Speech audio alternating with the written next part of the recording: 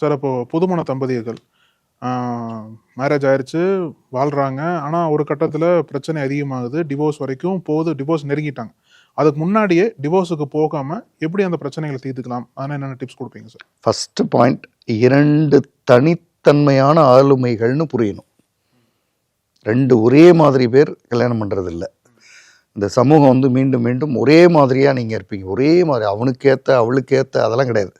2 தனித்தன்மை. 2 பேர் பல்லு விளக்குற முறையே வேற. இந்த அளவுக்கு நம்ம புரிஞ்சுக்கணும். 1 2 தனித்தன்மை. 2 பேருக்கும் எதிர்கால கனவுகள் உண்டு. அது வேறு வேறாக இருக்கணும் அல்லது இருக்கலாம், என்ன வேணா இருக்கும்.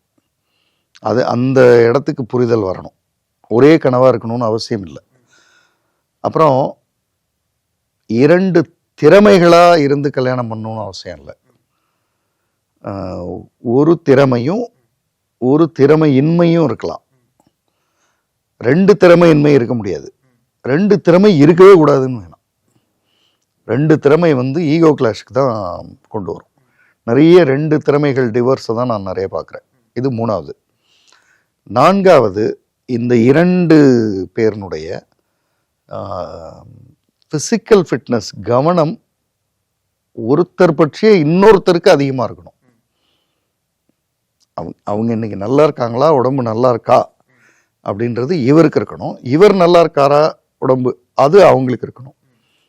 2 பேருக்கும் இண்டிவிஜுவலாக நாளைக்கு வந்து ஒருத்தங்க இல்லாமல் இன்னொருத்தங்கன்னா 2 பேருமே தனித்தனியாக நல்லபடியாக வாழறதுக்கான ஃபினான்ஷியல் பிளானிங் இருக்கணும். இதெல்லாம் இருந்தால் சரியாக வந்துடும்.